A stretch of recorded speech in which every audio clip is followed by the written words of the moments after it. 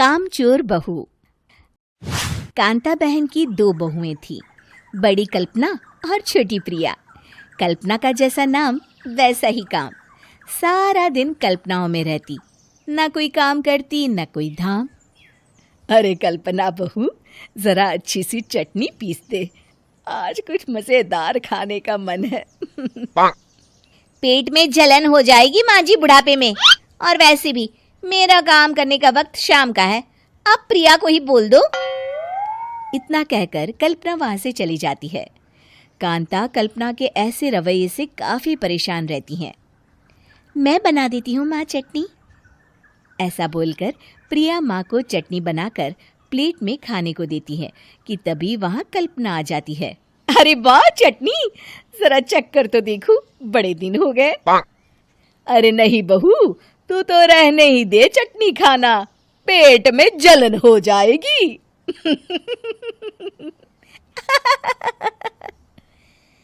इतना कहकर कांता और प्रिया दोनों हंसने लगते हैं। कल्पना सारा दिन या तो मोबाइल में यूट्यूब देखती या फिर सोती रहती। उसका कमरा भी बिखरा और गंदा रहता। एक दिन कल्पना का पति अशोक उससे कहता है, अरे कल्पना, जानवर भी उस जगह को साफ कर लेता है जहां वो बैठता है, तुम तो इंसान हो, कैसे इतने गंदे कमरे में रह लेती हो? देखो सारा सामान यहाँ वहां बिखरा पड़ा है। ज्यादा अपनी माँ का बोल ना बोलो। हाँ, कमरा तुम्हारा भी तो है, गंदा लग रहा है तो साफ कर लो। पता नहीं तुम्हारे साथ मैं कैसे जिंदगी बिताऊंगा। इतना कहकर अशोक वहां से चला जाता है। कल्पना बस खाना खाने कमरे से बाहर आती और फिर से कमरे में चली जाती। इससे कांता बहन काफी परेशान रहती। एक दिन प्रिया कांता से कहती है, माँ, मैं सारा दिन काम करके थक जाती हूँ, आप कल्पना दीदी से कहिए ना कि सुबह और शाम का काम बांट ले। मैं तो अब सिर्फ एक वक्त का ही काम करूँगी। हाँ। अरे तू वो भी ना करना, एक बहू तो कामचोर थी ही, दूसरी भी आ गई काम ना करने के बहाने लेकर। तभी वहां प्रिया का पति रमेश आ जाता है। माँ, मैं देख रहा हूँ भाभी कोई काम नहीं करती, प्रिया सारा दिन घर और रसोई का काम करती है, अब कुछ करो ना माँ। कांता मन में कुछ सोचती है और कल्पना के पास जाती है। कल्पना फोन पर मेकअप करना देख रही होती है।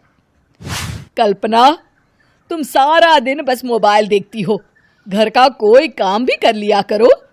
प्रिया सारा दिन काम करके थक जाती है।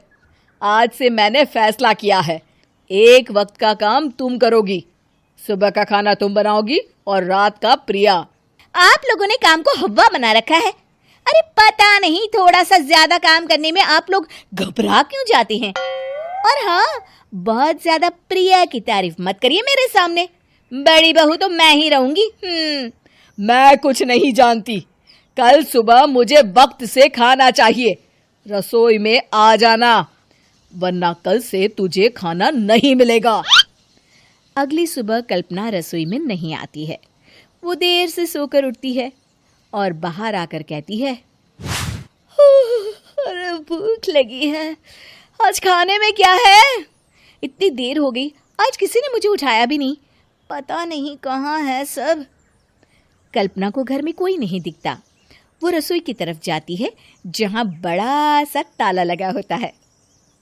अरे रसोई में ताला? ओ, मैं तो भूल ही गई थी। माँ ने आज से सुबह का खाना मुझे बनाने को कहा था। हे भगवान, इतने लोगों का खाना बनाना क्या आसान है? तभी घर के सारे सदस्य बाहर से वापस आते हैं। वाह माँ जी, मजा आ गया छोले भटूरे खाकर। मेरे मुंह में तो अभी भी स्वाद आ रहा है। अरे कल्पना, तेरे भरोसे रहते तो हम तो भूखे ही रह जाते। कल्पना को बहुत गुस्सा आ जाता है। अब बहुत हो गया, आज से मैं अपनी रसोई अलग कर रही हूँ, मैं अपना खाना खुद बना लिया करूंगी। कल्पना अपनी रसोई अलग कर लेती है, पर आए दिन उसका देर से उठना और काम न करने की आदत से वो भूखी ही रह जाती थी। उसी के सामने घर के लोग अच्छे अच्छे पकवान खाते और कामचोर कल्पना को जैसे तैसे ही खाना बनाकर खाना पड़ता। पर एक दिन तो हद ही हो गई। माँ, दीदी आज सुबह से कमरे से बाहर नहीं निकली, हमें जाकर देखना चाहिए। सो रही होगी कामचोर कहीं की, पर तुम कहती हो तो चलो देख लेते हैं उसे।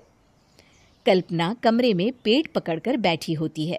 हाय मेरा दर्द, पेट दर्द के मारे मर रही हूँ मैं।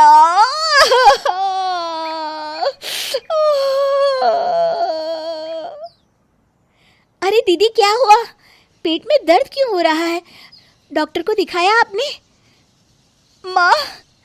कल्पना खड़ी होती है और माँ जी के पास आती है। मुझे माफ कर दीजिए, अब से मैं सारे काम में मदद करूंगी, कभी आलस और काम चोरी नहीं करूंगी। हाँ हाँ, वो तो ठीक है, लेकिन अचानक क्या हो गया जो तू काम करने को तैयार हो गई? कामचोर कल्पना। माँ, लगातार बासी और उल्टा पुल्टा खाना खाने के कारण मेरे पेट में इन्फेक्शन हो गया है। काम न करना पड़े इसलिए मैं 2 दिन का खाना एक दिन ही बना लेती थी। बासी और खराब खाना खाने के कारण लेने के देने पड़ गए। पेट में दर्द हो रहा है। चलो अच्छा हुआ, देर आए दुरुस्त आए।